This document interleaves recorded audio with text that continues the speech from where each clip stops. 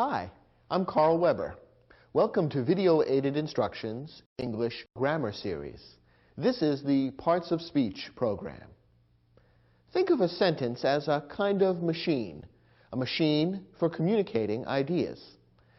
The machine is made out of parts that are called words. Now, if you were an auto mechanic, you'd have to know about the different kinds of parts that go to make up a car. The transmission, the carburetor, the ignition, the radiator, and so on. A car has to contain the right parts, properly installed and well maintained if it's to run. In the same way, a person who wants to communicate effectively must understand the different kinds of words that go to make up a sentence. These different kinds of words are called parts of speech. If you understand the parts of speech and how they fit together to make up a sentence, you'll understand how words are assembled to create sentences, and you'll be able to do so correctly and effectively. In this program, we're going to go through each of the different parts of speech and see how they work together to form English sentences.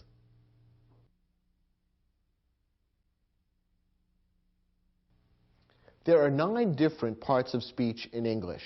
That is, 9 different kinds of words that are used in creating sentences. In this first lesson, we'll talk about 3 of the parts of speech: verbs, nouns, and pronouns. Let's begin with verbs. As you recall, every sentence in English can be divided into 2 main parts: the subject and the predicate. The subject is what the sentence is about. The predicate tells something that the subject is or does. And within the predicate, the single most important word is the verb. A verb expresses action done by or to the subject, or it expresses a state of being of the subject. As you can see, the verb is always closely related to the subject. It tells either what the subject is or what the subject does. As you can imagine, there are many different kinds of verbs, because verbs express all kinds of actions, activities, or states of being on the part of the subject. Here are some examples of typical verbs: go, decorate, believe, is, appears. Let's look at each of these examples.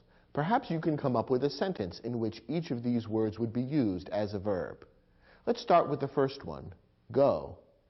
Can you come up with a sentence that uses the verb go? How about this one? I go to school every day. Here, the verb go is expressing an action being done by the subject, I. It tells something that I, the subject, do. How about our second example, decorate? Can you come up with a sentence including that verb? Here's one. Every spring, we decorate the gym for our annual dance. Here, the verb decorate expresses an action being done by the subject, we. It tells something that we do. We decorate. How about the verb believe? I believe it's going to rain today. Here, the verb believe is expressing an action being done by the subject, I. Notice that in this case, the action is completely internal. It's a mental action, which means it's something that other people can't see happening. Nonetheless, it is an action. So the verb believe is expressing an action in that sentence. How about the verb is? Can you come up with a sentence that uses the verb is? The weather is cloudy today. Here, the verb is linked with the subject weather. Is it expressing an action or a state of being? The verb is expresses a state of being. It isn't telling us something that the weather is doing. Instead, it's telling us something that the weather is. It is cloudy today. How about our last example, appears?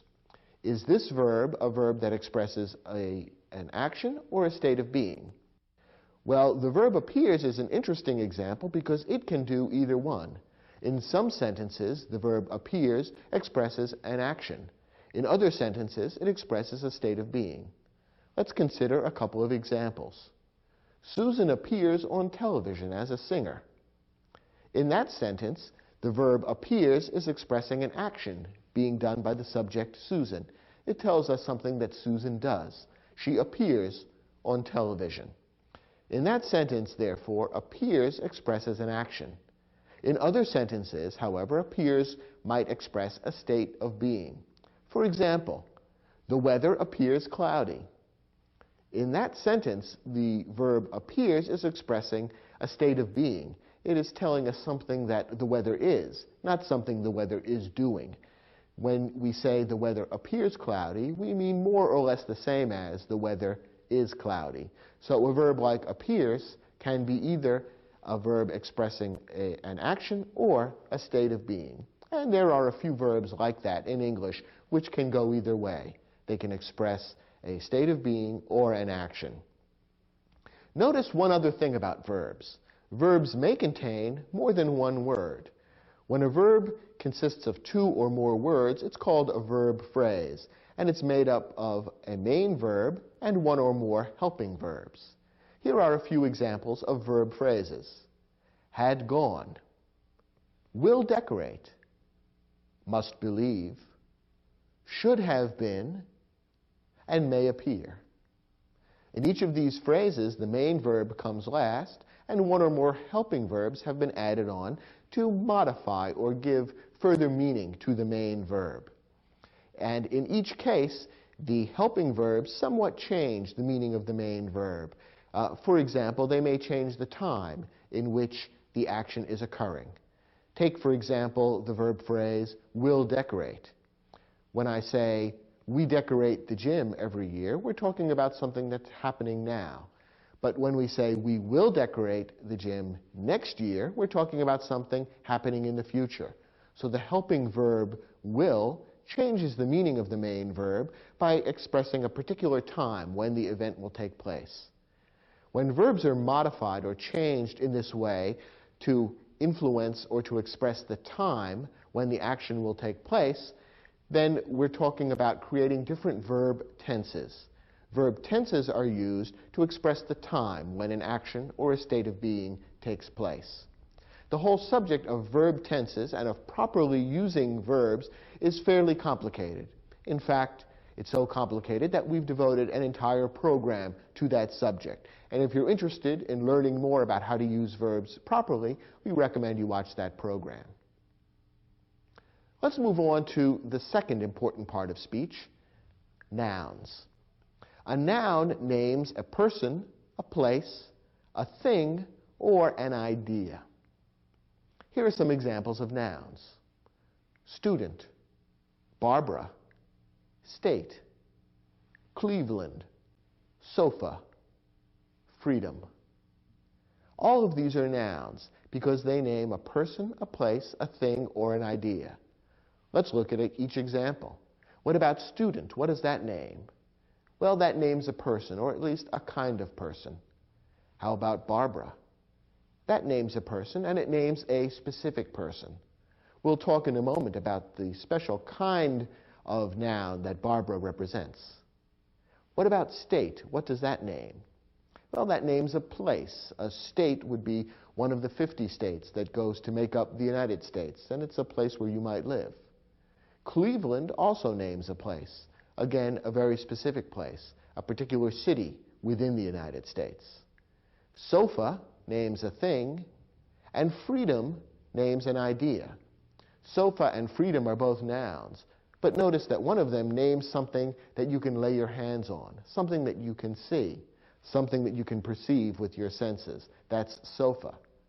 Freedom, however, names something that's much more difficult to grasp. It's not something you can see with your eyes or touch with your hands. Freedom is an idea. It's an important concept that many people think about a lot, but it's not something you can point to or perceive with your senses. And that's another example of a kind of noun, a noun that names an idea. Now, within the broad category of nouns, there are two particular types of nouns that you need to be aware of. These are a common noun and a proper noun. A common noun names a category of people, places, things, or ideas.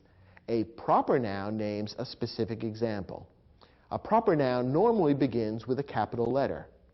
Therefore, it's important to recognize the difference between a common noun and a proper noun, since when you're writing them, you need to know whether to use a capital letter or not. We've already seen a couple of examples of proper nouns. Barbara, a moment ago, is an example of a proper noun. Why? Because it names a specific example of a person, rather than a category of people, like student. That's why when the name Barbara is used in a written sentence, it would begin with a capital letter. In the same way, Cleveland is a proper noun. It names a specific example of a city, rather than the broad general category of cities, so that the noun city would be a common noun, whereas Cleveland, which names a specific city, would be a proper noun. And that's why Cleveland would begin with a capital C when you were writing a sentence using the word Cleveland. Here are a couple of other examples to help you see the difference. The word month is a common noun because it describes a category of things. All the different months would fit into the category of month. May, however, would be a proper noun because it names a specific month of the year, the 5th month of the year in the Western calendar. One more example. The noun ocean is a common noun. It describes a general category of things. Large bodies of water are called oceans, and all the oceans in the world fit into that category. The word Atlantic is a proper noun. It names a specific example of an ocean, one particular ocean that's found in a certain place on the map. It's a vast place, of course, but nonetheless it's one and only one ocean. So Atlantic is a proper noun and would always be written with a capital A. One other thing to know about nouns is that nouns may be singular or plural. In English, we draw these two distinctions between a singular noun, which refers to one and only one thing, person, place, or idea, and a plural noun, which refers to a number of people, places, things, or ideas. Two or more would be plural. In English, most plural nouns are formed simply by adding the letter S to the end of the singular noun. So, for example, the common noun a sofa would be made plural simply by adding an S at the end and turning it into sofas. If you have one sofa in your living room, you would spell it S-O-F-A. If you have two sofas or more, you would add an S at the end and the word becomes sofas, which is plural for sofa. There are a few nouns that change their form from singular to plural in a slightly different way. Some, for example, don't end in the letter S at all. The common noun man becomes men in the plural. Similarly, woman becomes women in the plural, and child becomes children in the plural. Some other words do add an S at the end, but also change their spelling in some other way when they move from singular to plural. So, for example, the noun leaf, which is singular, becomes leaves in the plural. The F turns into VE, and then the S is added as well. When you learn a new noun, perhaps by looking it up in the dictionary, make a note of how the plural is formed. And in particular, if the plural is formed in an unusual way, make a note of it so that you'll be able to spell it correctly the next time you use the word in a sentence. The third important part of speech is pronouns. A pronoun is a word that takes the place of a noun or a group of nouns. Here are some examples of pronouns. He, she, it, we, they, some, any, who, which, someone. There are many more examples of pronouns and various kinds of pronouns. Again, pronouns are a complicated subject, and we've devoted an entire program in this series to learning all about pronouns and how to use them correctly. So in this program, we're going to speak briefly about pronouns and explain some of the basics that you need to understand. We say that a pronoun takes the place of a noun or a group of nouns. Now, why would you want to use a pronoun in place of a noun or a group of nouns? The basic reason is to avoid unnecessary repetition.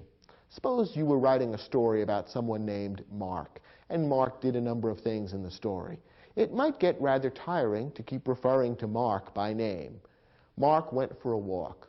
Mark walked in the park.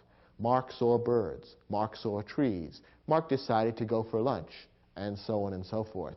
By the time you finished reading one page of that story, the reader would be tired of hearing the name Mark repeated over and over and over again. Therefore, pronouns were invented to provide a little relief and a little variety. The second time you refer to Mark in that story, you don't have to use the noun Mark. Instead, you can substitute the pronoun he, or in other contexts, a pronoun like his or him. So, for example, your story about Mark could talk about Mark going for a walk and then saying, he decided to have lunch. He went with his brother, and they enjoyed lunch together. By using the pronouns he and his and they, the same nouns don't have to be repeated over and over again. The sentence becomes a little more enjoyable and interesting to read, and you don't have the boring repetition of the noun over and over again. So pronouns were invented basically as a way of adding greater variety to writing and making it unnecessary to keep repeating the same nouns over and over again. As you can see, a pronoun always refers back to some noun, or in some cases, a group of nouns. And it's important that the connection between the pronoun and the noun or nouns to which the pronoun refers be very clear. The word or words that a pronoun refers to is called the antecedent of the pronoun. Here are a couple of examples of how an antecedent works. Angela quickly ate her lunch. What pronoun do you notice in this sentence?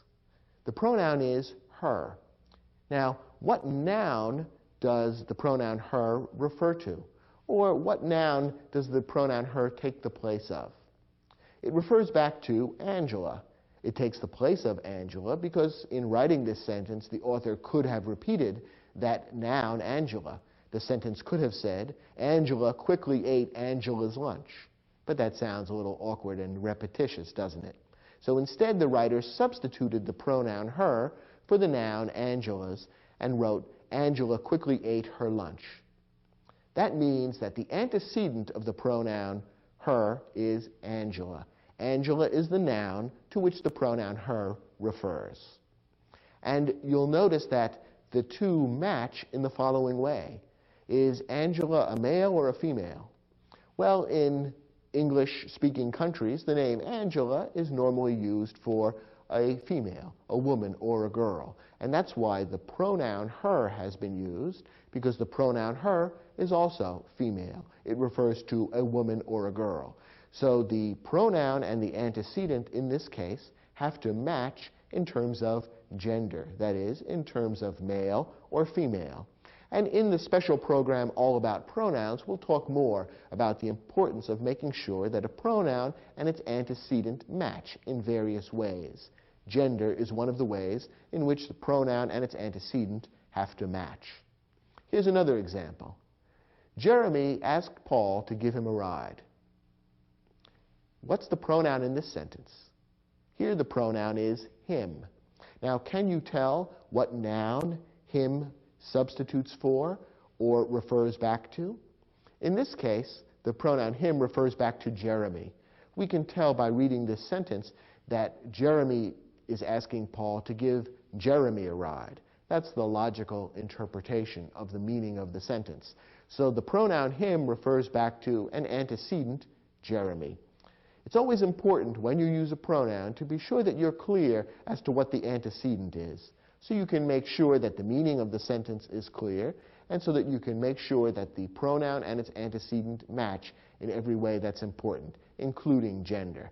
In these two sentences, the pronoun does match the antecedent, and therefore the pronoun is correctly used. In your study guide, we've provided an exercise to test and reinforce the information you've learned in this lesson. Please turn to your study guide and try your hand at that first exercise.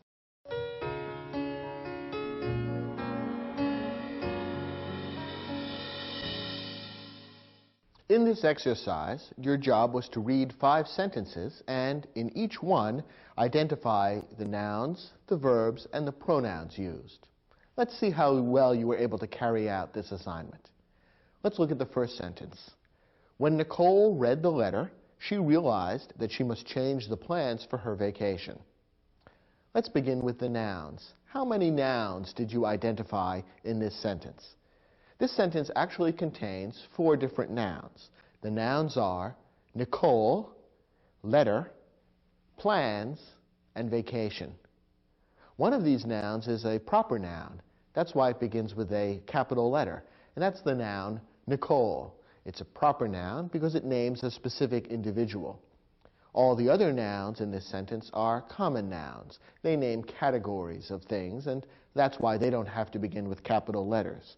Notice that plans, the third noun given in this sentence, is a plural noun. It refers to more than one plan. The other nouns here are all singular, letter and vacation. What about verbs? How many verbs did you find in this sentence? There are actually 3 different verbs: read, realized, and must change. Remember, some verbs are verb phrases. They consist of more than one word. The verb must change is a verb phrase. It includes the main verb, change, and the helping verb, must. Finally, pronouns. How many pronouns did you recognize in this sentence? There are 3 pronouns: she, and her. All 3 of these pronouns have the same antecedent. They all refer back to the same noun, namely Nicole. You could rewrite this sentence to substitute the proper noun Nicole for each of those pronouns. The sentence wouldn't read very well then, but the meaning would still be the same. When Nicole read the letter, Nicole realized that Nicole must change the plans for Nicole's vacation. That sounds silly, and no one would ever write or speak that way. But that shows you how pronouns refer back to antecedents. They take the place of nouns. Did you get all of those answers correct? I hope so. Let's take a look at the second sentence. Henry Ford created the Model T, which was for many years the most popular car in the world. Let's begin with nouns. There are several nouns in this sentence. The first is Henry Ford. That's a proper noun because it names a particular person, and both parts of this noun, Henry and Ford, begin with capital letters. Model T is another proper noun. It also names a particular type of car, a particular type of vehicle, and therefore model and T both begin with a capital letter as well. Years, car, and world are also nouns. Those 3 also name general categories of things, and these are common nouns. That's why they don't begin with capital letters. What about verbs? How many verbs did you notice in this sentence? There are 2 of them, created and was. And what about pronouns? Did you notice any pronouns in this sentence? This is a little bit tricky. The one pronoun that's in this sentence is the pronoun which. That's a different kind of pronoun than the pronouns we saw in our first sentence, which referred back to Nicole. In this case, the pronoun which is a special kind of pronoun known as a relative pronoun.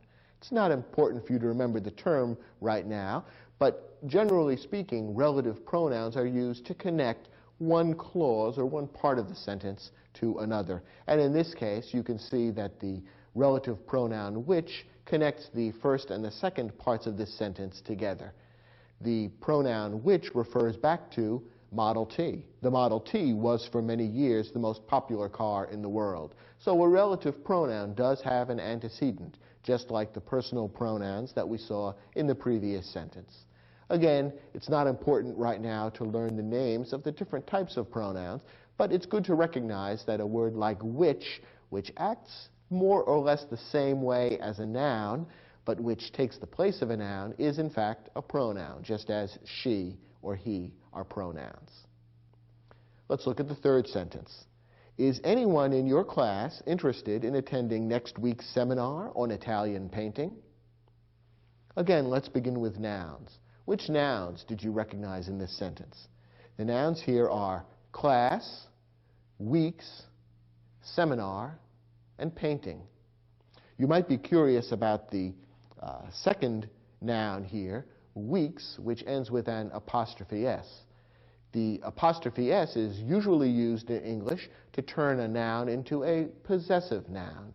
And you use the possessive form of the noun when describing something that belongs to or is related to the noun.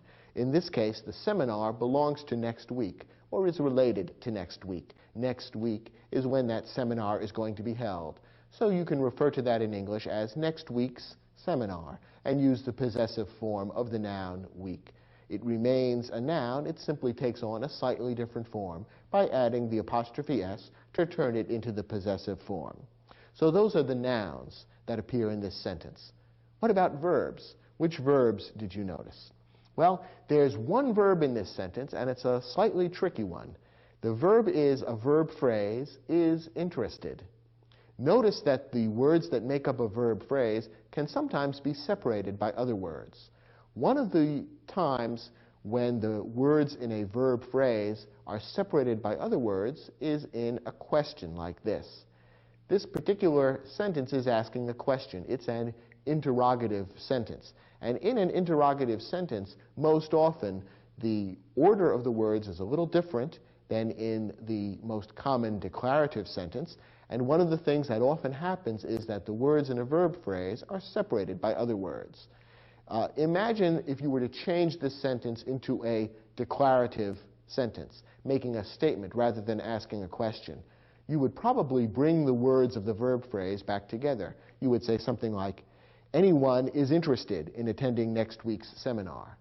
And the two words of the verb phrase, is interested, would now be reunited. But to turn it into a question, we break them up in the order in which we've shown in this sentence. So, is interested is the verb phrase, interested is the main verb, is the helping verb. What is the subject of the verb is interested? It's the pronoun anyone. And this particular sentence, in fact, contains two different pronouns, anyone and your. We've already said that there are many different types of pronouns. Pronouns act like nouns, but they take the place of nouns. The pronoun anyone is from a class of pronouns known as indefinite pronouns. And they're called indefinite pronouns because they refer to one or more nouns that are indefinite, that are not specifically stated. Who or what is anyone? Well, we really don't know. The antecedent of the pronoun anyone is not definite. The person who is asking this question, the person who is stating this sentence, is referring to some unknown person in your class who might be interested in next week's seminar. Since the person is unknown, that person is referred to using an indefinite pronoun, anyone. Other examples of indefinite pronouns are someone and no one. All of these refer to people who are not specifically named, and that's why they're called indefinite pronouns. And finally, your is also a pronoun. And here, the antecedent doesn't appear in the same sentence. The antecedent, that is, the person to whom your is referring, is you. It's not exactly stated in the sentence, but it's something that's understood. When you or your are used as pronouns in sentences, the person who's being referred to is you, the listener, the person who is hearing the sentence, or the person to whom the sentence is addressed. So here we have a couple of pronouns being used in slightly unusual ways. We have the indefinite pronoun anyone and the pronoun your being used to refer to you, the person hearing the sentence. Let's look at our fourth example. Tim bought several beautiful rugs while he was traveling in Turkey. Again, let's begin with the nouns. How many nouns did you recognize here? Well, there are three. Two proper nouns, Tim and Turkey, and one common noun, rugs. How about verbs? How many of those did you recognize here? There are two. One is a single word, bought, which describes something that Tim did, and the other, a verb phrase, was traveling, describes something else that Tim did. Finally, what about pronouns? Did you notice any pronouns here? There's one, the pronoun he, and what's the antecedent of he? To whom does he refer? What is the noun that he takes the place of? The antecedent of he is Tim. The sentence could be rewritten and substitute Tim for he. but again, it would be less interesting and a little more awkward and rather repetitious, which is why the pronoun is used instead. Let's look at our last sentence. When you are designing a bridge, safety is the most important consideration. What nouns did you notice in this sentence? There are three nouns: bridge, safety, and consideration. Notice that bridge describes a thing, while safety and consideration describe ideas. Nouns very often refer to concrete physical things, things that can be seen or perceived with the senses, but remember that nouns can also refer to ideas, and safety and consideration are both ideas. They're things that you can't see or lay your hands on. No one can point to or touch something like safety. Instead, it's an idea in the mind, but it is used in the same ways as any other noun. For example, it's used as the subject of a verb. So that's how we recognize that safety and consideration are nouns, even though they don't describe concrete things the way most nouns do. What about verbs? What verbs did you notice in this sentence? There are two verbs. Are designing is a verb phrase, and is another verb. Are designing, of course, describes an action being taken by you, the subject of the verb. Is describes a state of being that affects the subject of that particular verb, which is safety. And finally, pronouns. Are there any pronouns in this sentence? You is the only pronoun, and once again, its antecedent, the thing it refers to, is you, the person who is hearing the sentence. How many of these identifications did you get right?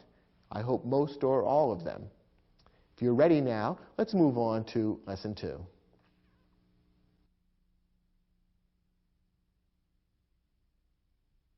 In this lesson, we'll talk about three more parts of speech: adjectives, adverbs, and articles. These three types of parts of speech have more in common than beginning with the letter A. All three are modifiers. In grammar, the word modify is used in a special way. To modify something is to change it. Adjectives, adverbs, and articles all modify other words by giving more information about them. Let me explain how this works. Let's start with adjectives. An adjective modifies a noun or pronoun. That is, when an adjective is used in a sentence, it gives more information about or gives further explanation about some noun or pronoun that appears in the sentence.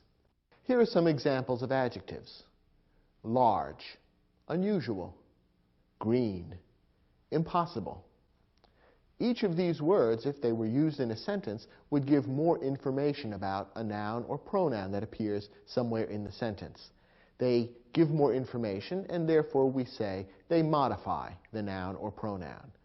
For example, if I were writing a sentence about a boat, that word boat would be a noun. If I described it as a large boat, the adjective large would be modifying the noun boat and would be giving us more information about the boat. It would be telling us something about what kind of boat it is. In the same way, the adjective unusual would give more information about the noun hat, in a phrase like that unusual hat. The green tree, the adjective green gives more information about the tree. And an impossible task, the adjective impossible gives more information about or explains something more about the noun task. Now, in each of the phrases that I've just used as an example, the adjective comes before the noun. And in the English language, that's usually where adjectives go. However, adjectives can also be used in another way in sentences. The adjective can come after a verb of being, and the verb of being would then link the adjective to the noun, which is the subject of the verb. So, for example, rather than referring to that impossible task in a phrase like that, I could say, this task is impossible. Now, the noun task is the subject of the verb of being, is. And what comes after the verb of being is the adjective impossible. So you can see that in that sentence, the verb of being is links the noun task and the adjective impossible and shows that the two belong together. So an adjective most often comes before a noun in a sentence in English, but it can also come after a verb of being, which links the adjective to the noun or pronoun to which it refers. So look for adjectives in both of those places. Now, sometimes a word which is usually used as a noun or pronoun can be used in a sentence as an adjective. That is, it can be used in such a way as to modify a noun or pronoun, or to give more information about that noun or pronoun. Let me show you a couple of examples to illustrate what I mean. Look at this sentence. I like to watch baseball. Now, in that sentence, the word baseball is a noun. It's a thing, an activity that I like to watch. I guess you might describe it as an idea that's being named by the noun, baseball. However, now look at the same word baseball in this sentence. Willie Mays was a great baseball player. How is the word baseball being used in this sentence? Well, in this case, the word baseball is not being used as a noun. It's not describing a thing that I like to watch or that Willie Mays did. Instead, it's being used as an adjective to give more information about a noun that appears elsewhere in the sentence. The noun is player. Willie Mays was a player. What kind of player was he? Well, there are actually two adjectives here that give more information about what kind of player Willie Mays was. He was a baseball player, and he was a great player. So those two adjectives, great and baseball, are being used to modify or give more information about the noun player. Player is a word describing a kind of person. It's a noun. And great and baseball are both being used as adjectives in this sentence. So the same word baseball, which was a noun in our previous sentence, is being used as an adjective here. And that's quite common in English. Speakers of English like to take words and move them around to different parts of speech. And as long as the meaning is clear, there's nothing wrong with that. Here's an example of how a pronoun can be used as an adjective. Which is your favorite sport? In this sentence, which is a pronoun. It happens to be an interrogative pronoun. It's a particular use of pronouns. And again, in our special program about pronouns, we'll talk about the various kinds of pronouns, including interrogative pronouns. But now look at the same word which in this sentence. Which sport do you enjoy the most? In this sentence, the same word which is being used as an adjective. It describes, modifies, adds information about the noun that follows, sport. It tells us that we're referring to a particular sport, namely the sport that you enjoy the most. So the same word which is used as a pronoun in one sentence, can be used as an adjective in another sentence. It all depends on how the word is used. And in this case, because you can see that it modifies the noun that follows, you can tell it's being used as an adjective rather than as a pronoun. One particular type of adjective is important enough to be considered a separate part of speech, and these are articles. An article introduces a noun, and in English there are just three articles, a, an, and the. The is called the definite article because when it's used, it states that the noun that follows is one specific noun as opposed to any example from the category. A and an are indefinite articles because when they are used, they are referring to any example from within the category. So, for example, if I say, gee, I would like an apple for lunch, I'm not specifying any specific apple. I'm just saying any old apple would be great for my lunch. If I say, I would like the apple for lunch, I'm referring to the one apple that I see on the counter in front of me right now. So that's the difference between an indefinite article and a definite article. The only difference between a and an, which are both indefinite articles, is that an is used in front of a word that begins with a vowel sound, an open sound like apple or orange.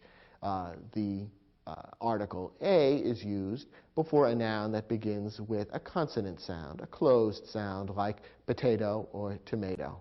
So you'd refer to a potato, a tomato, an orange, an apple.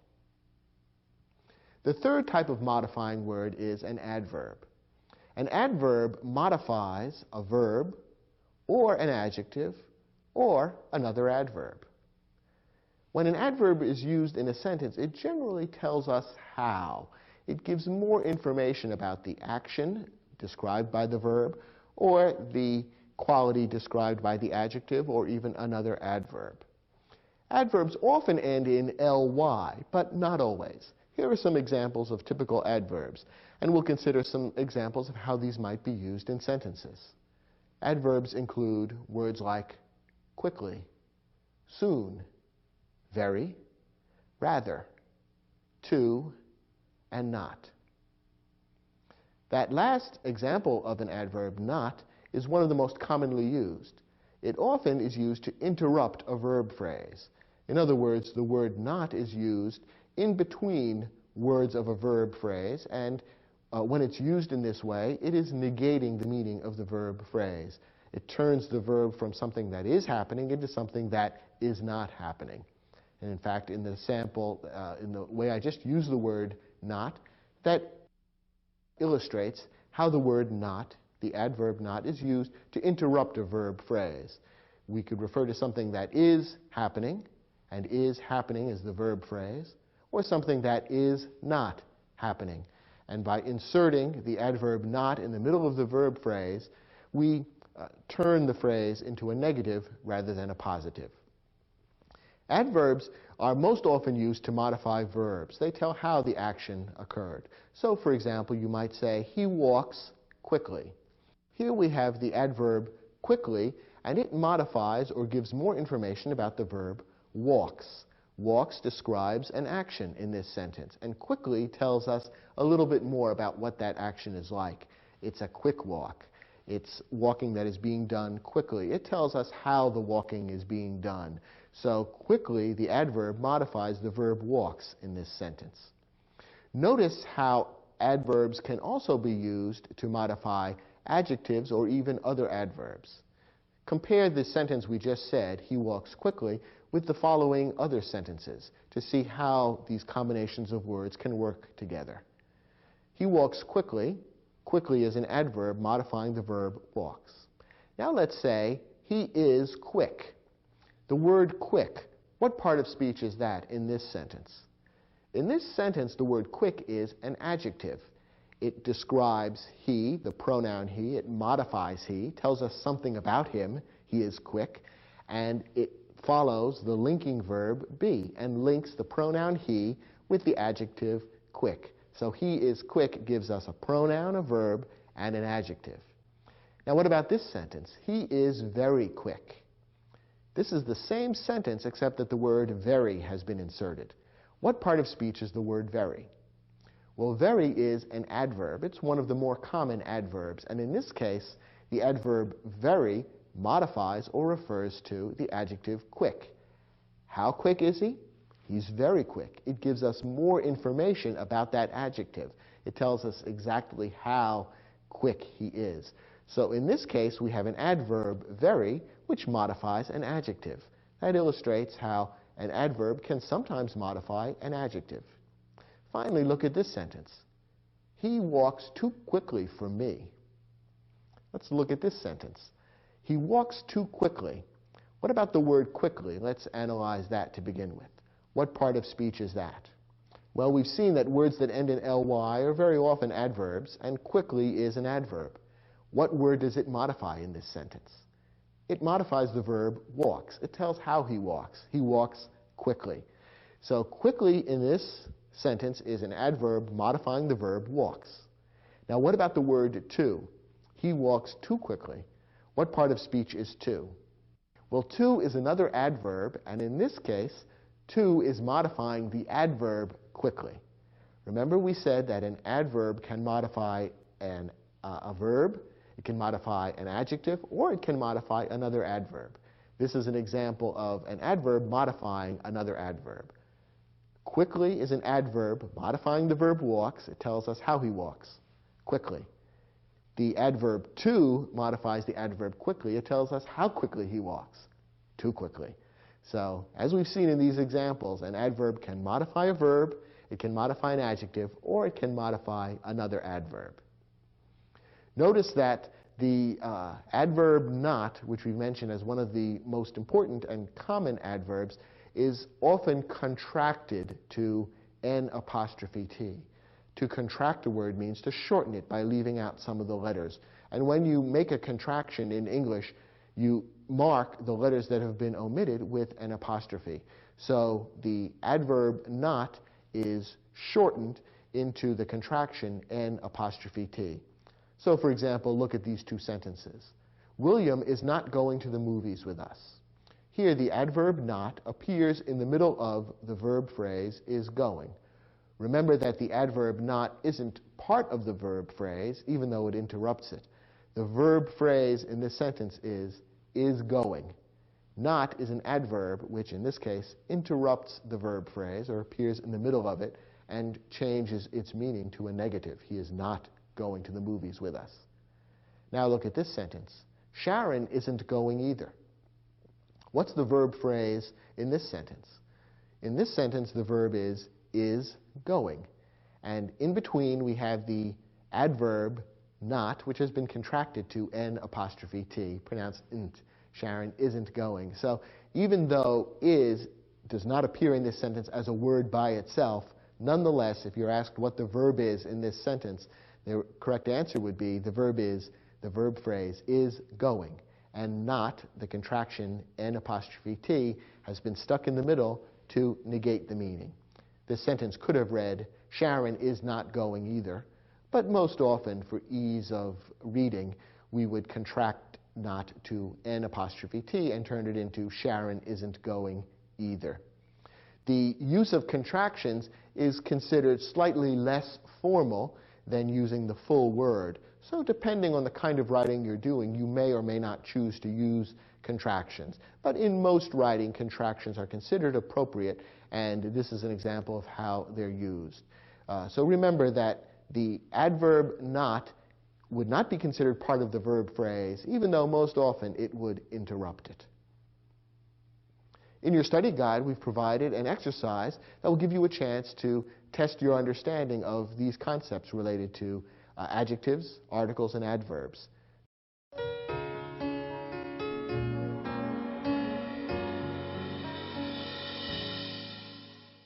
In this exercise, your job was to identify each adjective, each article, and each adverb in the sentences. Let's go through them one by one. First, when water in a lake is deeply tinged with red, a heavy growth of algae is present. Let's start with adjectives. Well, there are a few adjectives here, and recognizing them may be tricky in at least one instance. Heavy is an adjective. It refers to or modifies the noun that follows, growth. And present is another adjective. Remember we said that adjectives sometimes appear after a verb of being. The verb of being links the adjective to the noun that comes before the verb of being. So the adjective present refers back to the growth. The growth is what is present. So the noun growth and the adjective present are being linked together by the linking verb, or the verb of being is. There's another word here which could be considered an adjective, and different grammarians will give different opinions, and it doesn't make a great deal of difference whether you define this as an adjective or not. But the word tinged in this sentence might be considered an adjective as well. There are really two ways of looking at this. In this particular sentence, you could say that is tinged is a verb phrase referring to the water having been tinged or colored. And is tinged could be considered a verb phrase in which tinged would be the main verb and is would be a helping verb. Another way of looking at this would be to consider is as a verb of being which links water with an adjective, tinged, meaning colored. Some adjectives do end in ed and are derived from verbs. So tinged could be considered an adjective, or could be considered part of the verb. And you should consider either one correct. Grammatically, it doesn't make much difference in how the sentence would be constructed, and it's, in a sense, simply a difference in name or wording.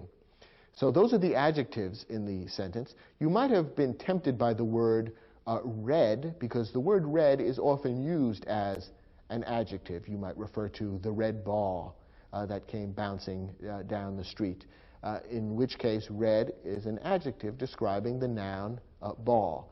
In this case, however, red is being used as a noun.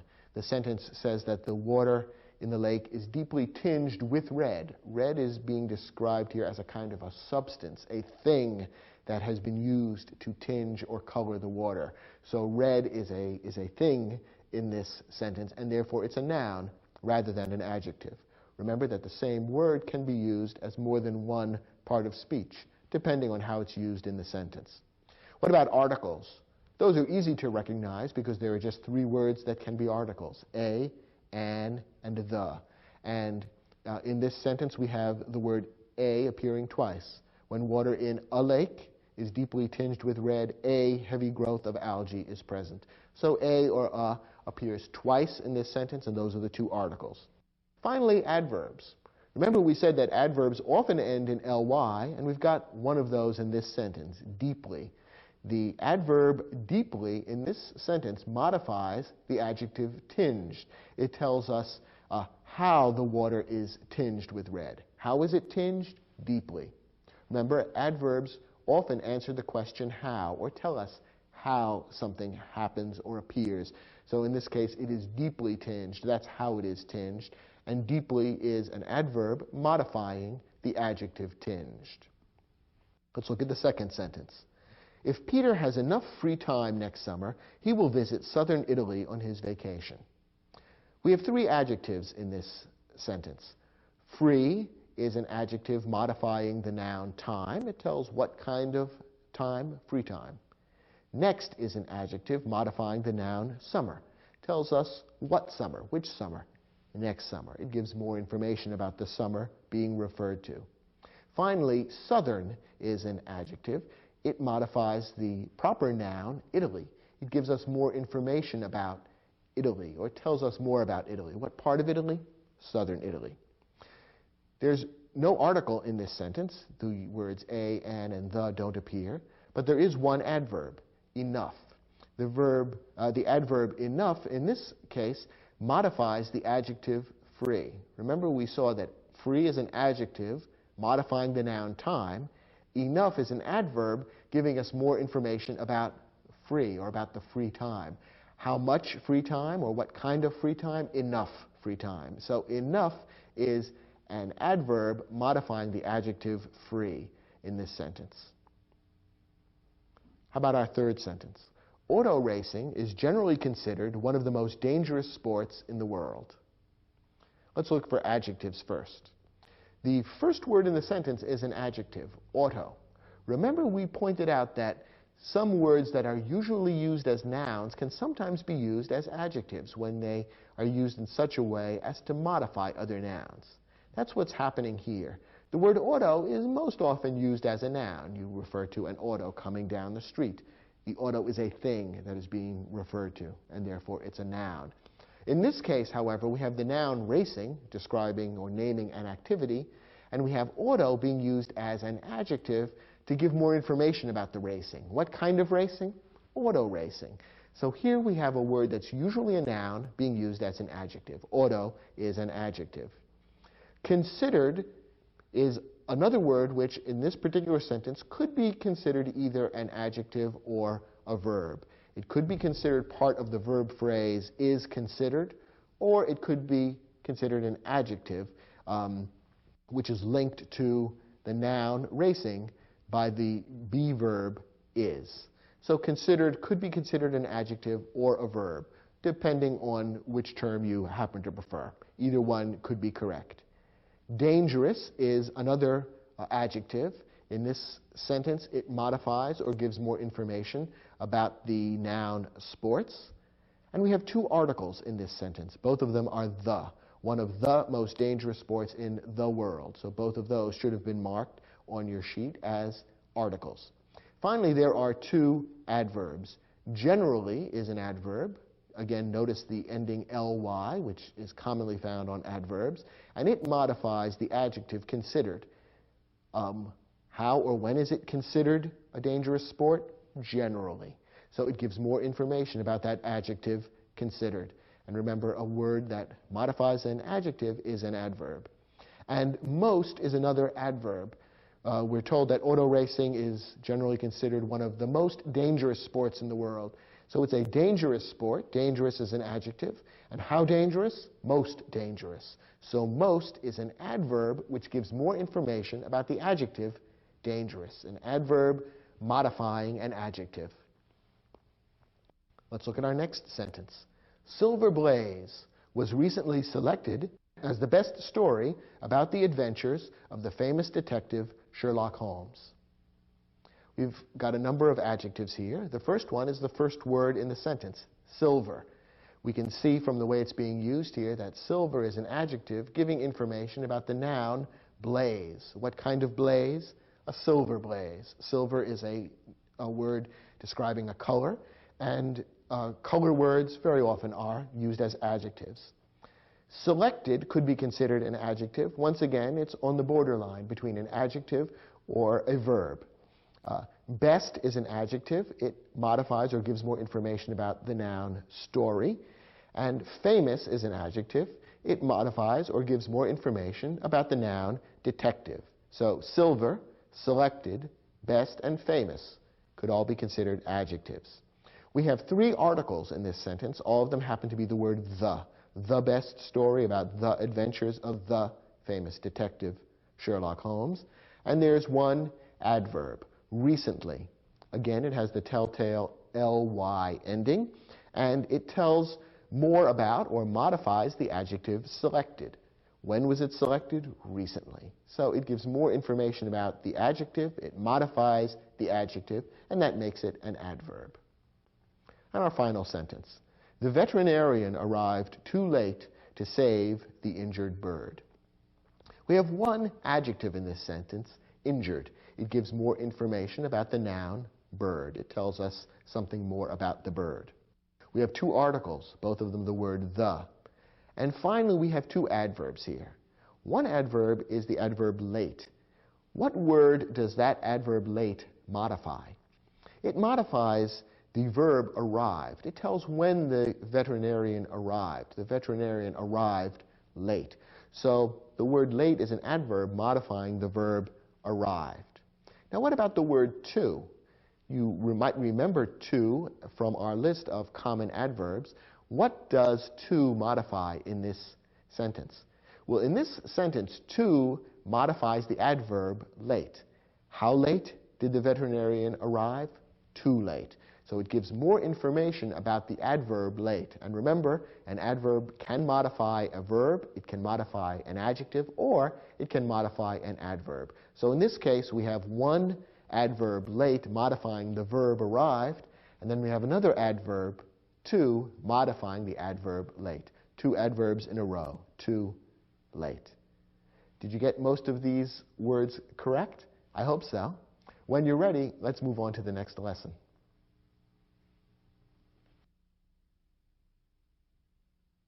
Okay, let's pause to review. We've talked about 6 different kinds of parts of speech so far.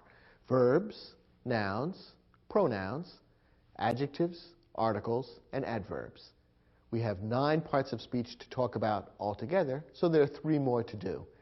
In this lesson, we'll talk about 2 kinds of connecting words, prepositions and conjunctions. First, a preposition relates a noun or pronoun to another part of the sentence. There are many different kinds of prepositions. Many of them are short words which describe a relationship between the noun or pronoun that follows and the rest of the sentence. Here are some examples of prepositions. In, for, by, from, with, to, below, through, and there are many more. One thing that's special about prepositions is that they're always followed by either a noun or a pronoun, most often a noun. the whole combination of words, the preposition and the noun that follows, is called a prepositional phrase. So whenever you see a preposition, always look for the entire prepositional phrase that the preposition introduces. So you would always see a preposition followed by a noun or a pronoun. And altogether, that combination of words makes a prepositional phrase, which fits into the sentence and adds further information about the meaning of the sentence. So looking at the prepositions I just listed for you, you can imagine for yourself a number of prepositional phrases that these prepositions could be part of. In my house, for my sister, by William Shakespeare, from New York, with my father-in-law, to Chicago, below the equator, through the tunnel, and so on. Now, some prepositions consist of more than one word. Here are a few examples. According to, because of, in front of, instead of, prior to. And again, there are other examples. You can see that although these prepositions consist of more than one word, the two or three words that make up the preposition work together and have a single meaning. And once again, each of these prepositions would come before a noun or a pronoun and form a prepositional phrase. According to the weatherman, because of today's rain, in front of the hotel, instead of dinner, prior to bedtime, and so on. So these are prepositions. They're connecting words because they connect the noun or pronoun that follows to the rest of the sentence. The other type of connecting word that's important is a conjunction. A conjunction connects two or more other words. There are a few different kinds of conjunctions that you need to be aware of. First, coordinating conjunctions. A coordinating conjunction connects words, phrases, or clauses. And there are 7 different coordinating conjunctions. They are and, but, or, nor, for, yet, and so. Each of these 7 coordinating conjunctions can be used to join a pair of words, or a pair of phrases, such as prepositional phrases, or a pair of clauses. For example, when we talked about sentence structure in the program by that name, we saw how coordinating conjunctions can be used to join 2 independent clauses to create what's known as a compound sentence. That's a common use for coordinating conjunctions. Notice that these 7 coordinating conjunctions join 2 elements which are more or less equal in value, so that when you connect words, phrases, or clauses with a word like and, or but, or nor, generally speaking, the 2 things that are being connected are roughly equal in importance. That's one characteristic of how coordinating conjunctions are used. A second type of conjunction to be aware of is the subordinating conjunction. A subordinating conjunction connects clauses, making the clause that follows the conjunction a subordinate clause. Again, in our lesson about sentence structure, we talk a fair amount about subordinating conjunctions. So if you haven't watched that program, you probably should, to get a little more background on how subordinating conjunctions are used. Subordinating conjunctions make the clause that follows into a subordinate clause, meaning one that can't stand alone as a sentence. For example, take a subordinating conjunction such as if. If the subordinating conjunction if is put in front of a clause, a group of words including a subject and a verb, that clause can no longer stand alone as a sentence. It becomes a subordinate clause, one that needs to be connected to another clause to make a complete sentence. So, for example, we might have a clause like the following. It rains this afternoon. That could stand alone as a sentence. However, when we put the subordinating conjunction if in front of it, it can no longer stand alone as a sentence. If it rains this afternoon, suddenly it feels incomplete. Something more needs to be added to turn it into a complete thought. If it rains this afternoon, the picnic will be canceled.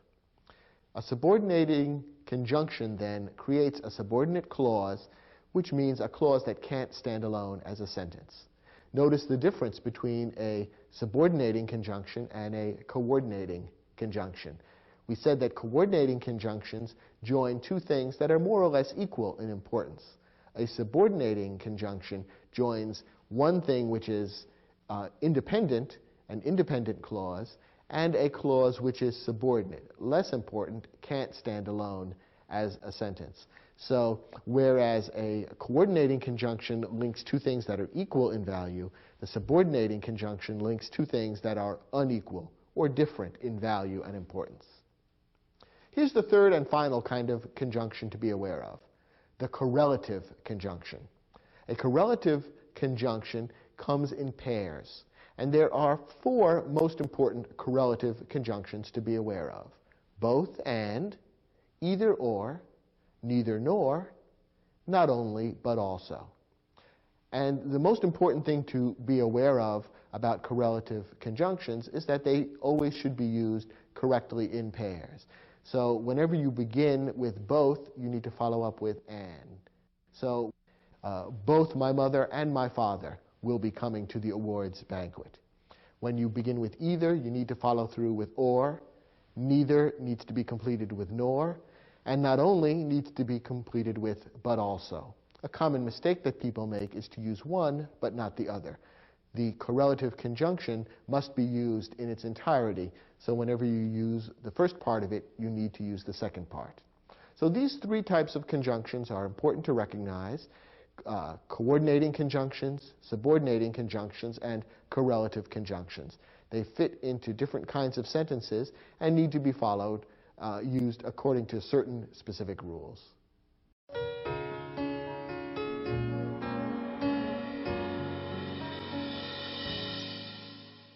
For this exercise, your job was simply to identify the conjunctions and the prepositions that appear in these sentences. Let's start with sentence 1. If gasoline prices keep rising, driving to work will become more and more expensive. Well, there are two conjunctions in this sentence. The sentence begins with a subordinating conjunction, if. That's one of the most common subordinating conjunctions. It introduces a clause which is a subordinate clause, a clause that can't stand alone as a sentence. If gasoline prices keep rising, that can't stand alone as a sentence. It's a subordinate clause, and the word that introduces it is a subordinating conjunction, if. The other conjunction is and. Remember that there are 7 coordinating conjunctions which connect words or phrases or clauses that are more or less equal in importance. Here, and is connecting the word more and more expensive. And is the most common of the 7 coordinating conjunctions. So that's the second conjunction that appears in this sentence. There's one preposition, to, driving to work. Remember that a preposition always introduces a prepositional phrase, and what follows the preposition is a noun or a pronoun. In this case, work is a noun.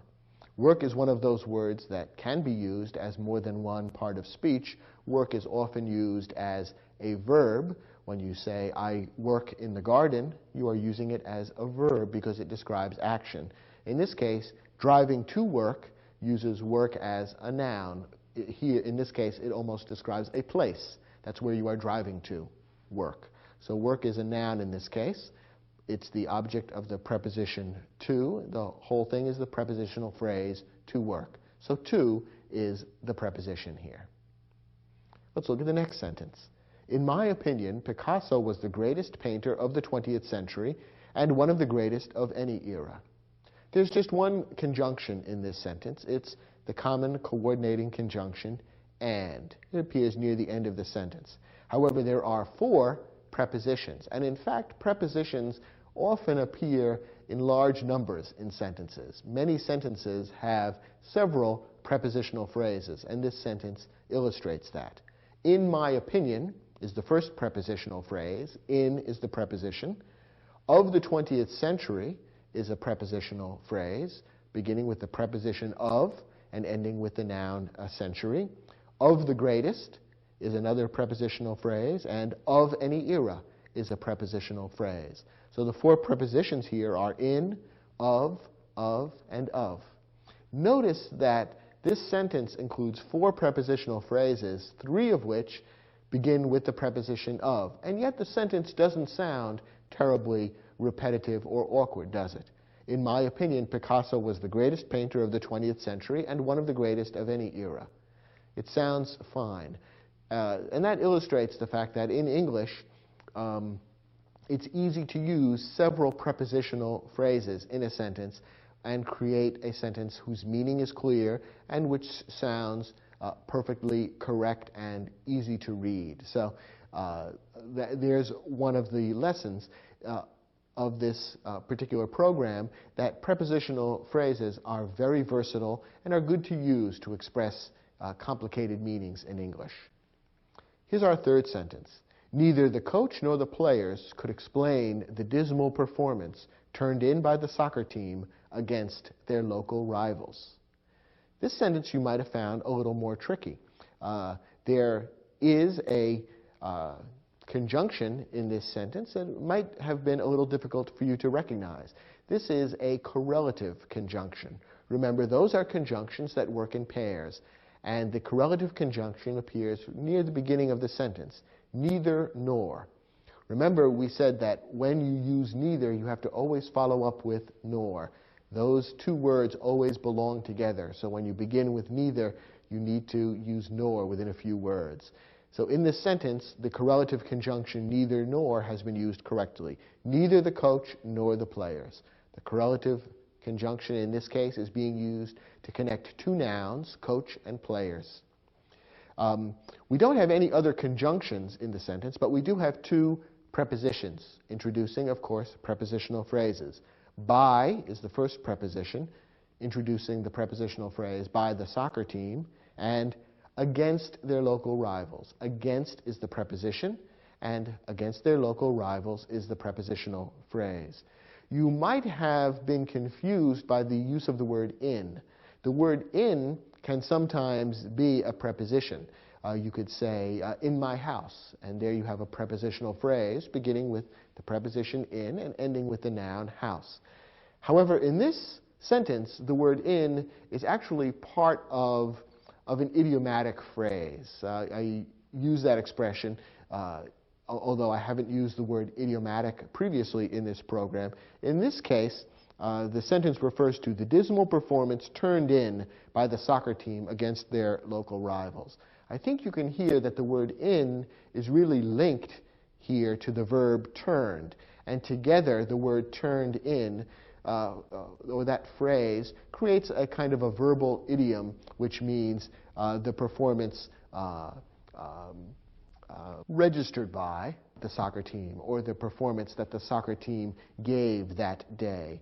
So turned in, rather than in being a preposition introducing a prepositional phrase, turned in instead is kind of a verbal phrase, idiomatic, meaning that's just an expression that's used in English, and the word in this case, is not being used as a preposition, but rather is connected to the verb turned, and the whole thing becomes a verbal idiom with a particular meaning, the two words being connected almost as one thing.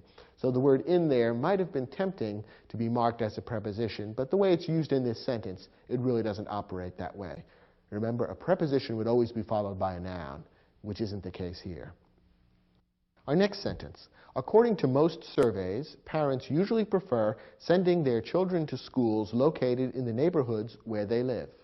Well, there are two clauses here, and the second clause is introduced by a subordinating conjunction. Remember that a clause is any group of words that includes a subject and a verb. And this sentence ends with the clause, where they live. That's a subordinate clause. It contains the verb live, the subject they, and it begins with the subordinating conjunction where. Because of that subordinating conjunction, this clause can't stand alone as a sentence. You couldn't say where they live and leave that alone as a sentence.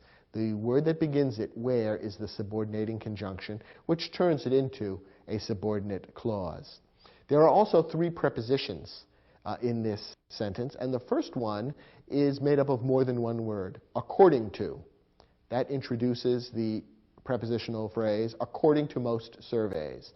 The noun surveys concludes the prepositional phrase, and according to those two words work together as one preposition. To is another preposition, to schools, and in the neighborhoods, is the third and final preposition in this sentence. Now our last example. We missed the last bus of the night, so we traveled to Oakland by taxi instead. In this sentence, we have two independent clauses joined by a coordinating conjunction. The first clause is, we missed the last bus of the night. The second clause is, we traveled to Oakland by taxi instead. Both are independent clauses because each could stand alone as a sentence. The two clauses are linked by a coordinating conjunction. So, remember there are just 7 coordinating conjunctions: and, but, or, nor, for, yet, and so. And your choice of which one to use will depend on the meaning of the sentence. Here, the word so makes sense. And remember that coordinating conjunctions link two things that are more or less equal in importance or meaning, and that's the case here. In addition, the sentence contains 3 prepositions: of, in the prepositional phrase of the night, to, in to Oakland, and by, in by taxi. So there's 1 coordinating conjunction and 3 prepositions in this sentence.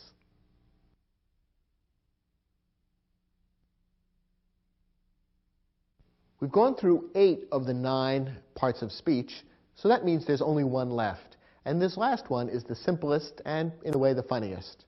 An interjection expresses a strong emotion and is not grammatically connected to the rest of the sentence. In other words, an interjection is a word that just kind of hangs out there by itself. Doesn't happen in writing very often, happens a little more often in speech, but it isn't much of a grammatical problem. Here are some examples of interjections. Gosh, yikes, ouch, hooray, or Homer Simpson's favorite, dough.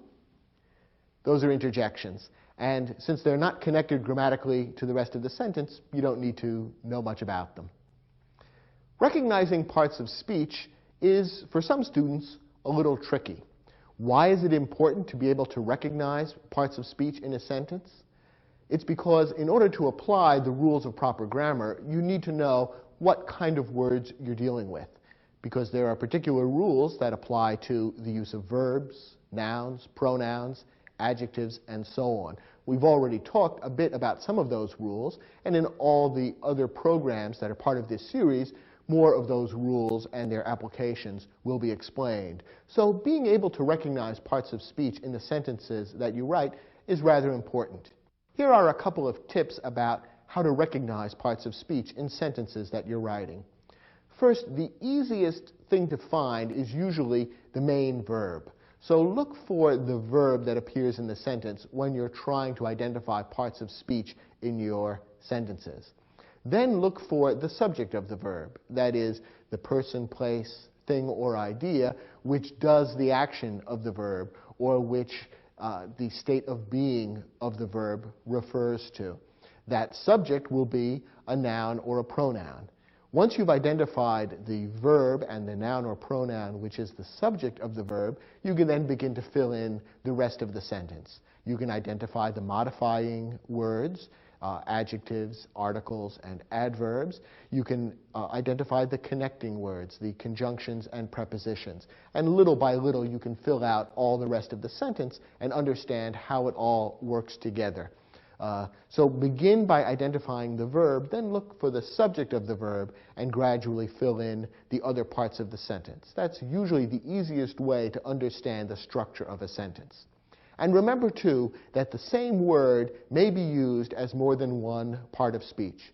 We've already seen a couple of examples, but let me leave you with one more illustration of this important fact. So you can't tell, remember, a word's part of speech just by looking at it in isolation. You need to look at how it's being used in the sentence. Take a word like surprise. A word like surprise can be used as more than one part of speech. In this sentence, Ben surprised Nancy with a party on her birthday. The word surprised is being used as a verb. It describes the action that Ben took, what he did in the sentence. How about in this sentence? It was a surprise party. Here, surprise is being used as an adjective. It modifies or gives more information about the noun party. It tells what kind of party, a surprise party. How about in this sentence? That was quite a surprise. Here, surprise is being used as a noun. It's a thing. The party is being described as a certain type of thing, namely a surprise.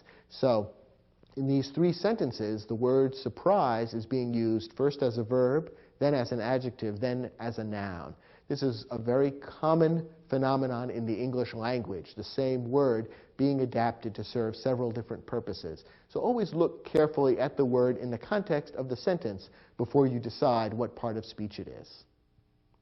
In your study guide, we have an exercise designed to test and to let you practice your ability to recognize parts of speech.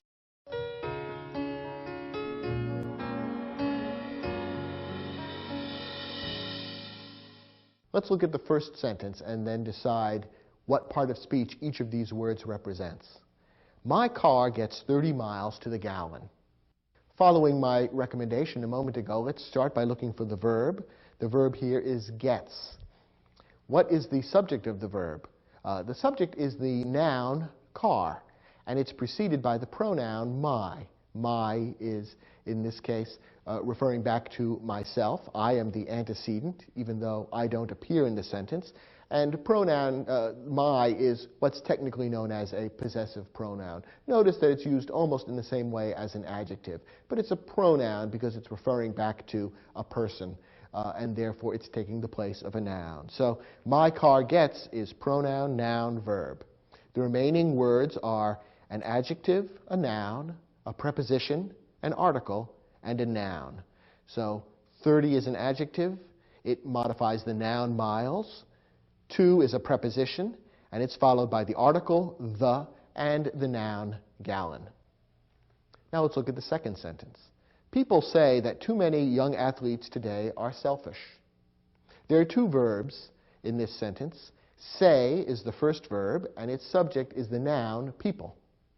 The second verb is are, which is a verb of being near the end of the sentence, and its subject is the noun athletes. Now we can fill in the other words, now that we've identified the verbs and their subjects. The word that is a pronoun. Technically it's known as a relative pronoun, and what it's doing is introducing a subordinate clause. So that is a pronoun. To is an adverb, modifying the adjective many. Young is another adjective, modifying athletes. And today is an adverb, which modifies the verb are. That is, the young athletes of today are selfish. When are they selfish, or how are they selfish? They are selfish today. So the adverb today modifies that verb are. And the final word, selfish, is another adjective. Remember, we saw that adjectives can sometimes follow a verb of being and refer back to the noun, which is the subject of the verb. In this case, the adjective selfish follows the verb are and refers back to the athletes. So the athletes, noun, are selfish, adjective. Let's look at the next sentence.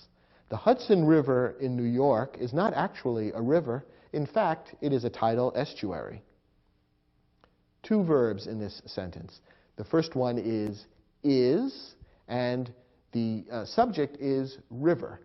The entire first clause is talking about what the Hudson River is. So river is the noun, which is the subject of the verb is. The second verb is also is in the second clause, and the pronoun it is its subject. Now let's talk about the other words here. We said that river is a noun. The Hudson, preceding the word river, are an article and an adjective. Hudson is an adjective telling what river. In is a preposition, and New York is a noun. It's a proper noun naming a particular state in the United States, and it's the object of the preposition. It's part of the entire prepositional phrase, in New York. We saw that not is one of the most common adverbs, and that's how it's being used here, and actually is another adverb, also modifying the verb is. A is, of course, an article, and river is a noun. Now we move into the second clause. In fact is a prepositional phrase. So in is the preposition and fact is a noun. It is a pronoun. Is, we've already seen, is the verb. And a tidal estuary is an article, an adjective, and a noun. Estuary is a noun because it names a particular thing.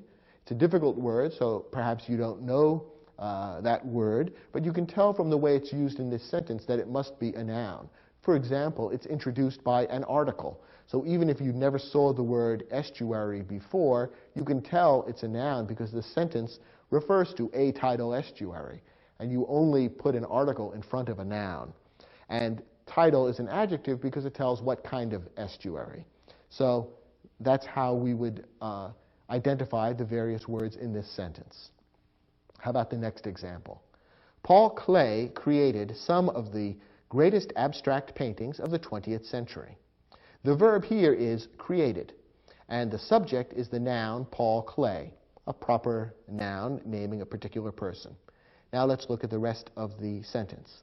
Some is a pronoun. Remember, we talked a bit about indefinite pronouns, pronouns which refer to some unnamed thing or group of things. And the some here is referring to an unknown or unidentified group. So it is a pronoun, an indefinite pronoun. Of the greatest abstract paintings, all of that is a prepositional phrase. Of is the preposition that begins it. The is an article. Greatest and abstract are both adjectives, and paintings is the noun.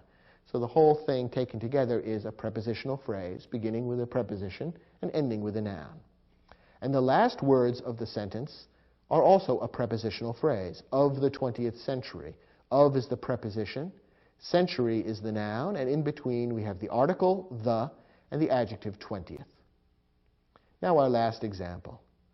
Wow, you have a really beautiful view of the Rocky Mountains from your balcony.